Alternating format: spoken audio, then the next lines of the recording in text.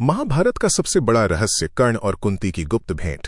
सोचिए, एक मां युद्ध के मैदान में अपने ही बेटे के खिलाफ अपने दूसरे बेटों की जान की भीख मांगने जाए। ये महाभारत की सबसे दर्दनाक और रहस्यमयी मुलाकातों में से एक है। ये वो मुलाकात थी जहां कर्ण और कुंती के बीच हुआ संवाद न सिर्फ कर्ण की किस्मत लिखने वाला था, बल्कि उसने पूरे युद्ध का भविष्य भी तय कर दिया। चलिए आज जानते हैं उस गुप्त वचन के बारे में जो पांडवों की जीत की एक बड़ी वजह बना। कुरुक्षेत्र का महासंग्राम छिड़ चुका था। हर दिन हजारों योद्धा मौत के मुंह में समा रहे थे और भविष्य पूरी तरह अंधकार में डूबा हुआ था। पांडवों के खेमे में मां कुंती की आंखों से नींद कोसों दूर थी। उनकी रातों की नींद का सबसे बड़ा कारण था कौरव सेना का महारथी कर्ण। वो जानती थीं कि कर्ण की शक्ति और उसका दिव्य कवच कुंडल अर्जुन के लिए सबसे बड़ा खतरा है। लेकिन इस चिंता के पीछे एक और गहरा और दर्दनाक सच छिपा था, जिसे कुंती ने सालों से अपने सीने में एक राज बनाकर दफन कर रखा था। वो राज था कर्ण का जन्म। कुंती जानती थी कि कर्ण कोई और नहीं बल्कि उनका अपना सबसे बड़ा पहला बेटा है। वही बेटा जिसे उन्होंने समाज के डर से अविवाहित होते हुए जन्म देने की वजह से एक टोकरी में रखकर गंगा में बहा दिया था। अब जब जंग भाई को भाई के खून से हाथ रंगने पर मजबूर कर रही थी तो कुंती की ममता और पीड़ा जाग उठी। उन्होंने एक ऐसा फैसला लिया जो इतिहास बदलने की ताकत रखता था। अगली सुबह सूरज उगने से ठीक पहले कुंती गंगा नदी के तट पर पहुंची। वहां सूर्यपुत्र कर्ण कमर तक पानी में खड़े होकर हाथ जोड़े अपने पिता सूर्यदेव की पूजा कर रहे थे। कुंती ने खामोशी से उनकी पूजा खत्म होने का इंतजार किया। जैसे ही कर्ण ने अपनी आंखें खोली, उन्होंने तट पर एक सफेद कपड़ों में लिपटी स्त्री को देखा जिसकी आंखों से आंसू बह रहे थे।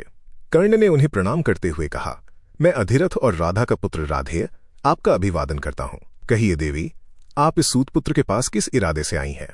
कुंती का दिल इन शब्दों से कांप उठा। उन्होंने रुंधे हुए गले से कहा, पुत्र, तुम राधेय नहीं कौनते हो, तुम मेरे पुत्र हो। उन्होंने कांपती हुई आवाज में कर्ण के जन्म का वो सारा राज खोल दिया।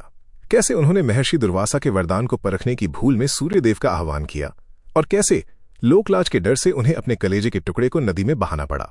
ये सुनते ही कर्ण हैरान रह गए। उनके चेहरे पर हैरानी, गुस्सा और दशकों से सहे अपमान का दर्द एक साथ उभर आया।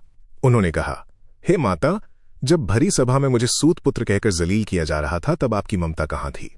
आपने मुझे त्याग कर मेरी पहचान को उस तरह मिटा दिया जैसा कोई दुश्मन भी नहीं कर सकता था। कुंती ने रोते हुए कर्ण से विनती की कि वो अपने भाइयों पांडवों के पक्ष में आ जाए और युद्ध के बाद हस्तिनापुर का राजा बने। उन्होंने कहा कि वो पूरी दुनिया के सामने स्वीकार करेंगी कि कर्ण ही उनके सबसे बड़े पुत्र और सिंहासन के असली उत्तराधिकारी हैं। लेकिन कर्ण ने मजबूती से इनकार कर दिया। उन्होंने कहा, जिस वक्त मुझे सहारे की सबसे ज्यादा जरूरत थी तब मेरे मित्र दुर्योधन ने मुझे सम्मान दिया और अंग देश का राजा बनाया। मैं उसके साथ अपनी दोस्ती और कर्तव्य से मुंह नहीं मोड़ सकता। मैं नमक हराम नहीं बन सकता। कर्ण अपनी वफादारी के धर्म पर डटे रहे, फिर भी अपनी मां की झोली खाली न जाए ये सोचकर दानवीर कर्ण ने उन्हें एक वचन दिया।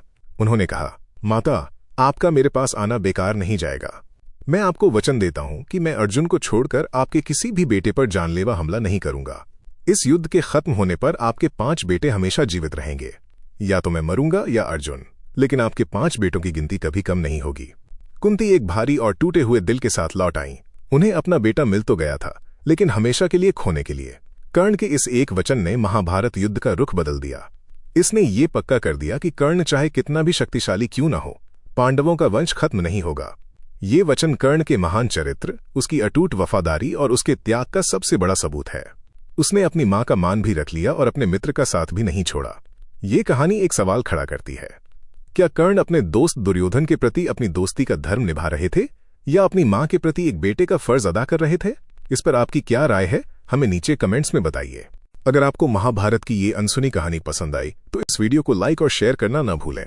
और ऐसी ही और भी रहस्यमयी और ज्ञानवर्धक कहानियों के लिए हमारे चैनल को सब्सक्राइब जरूर करें।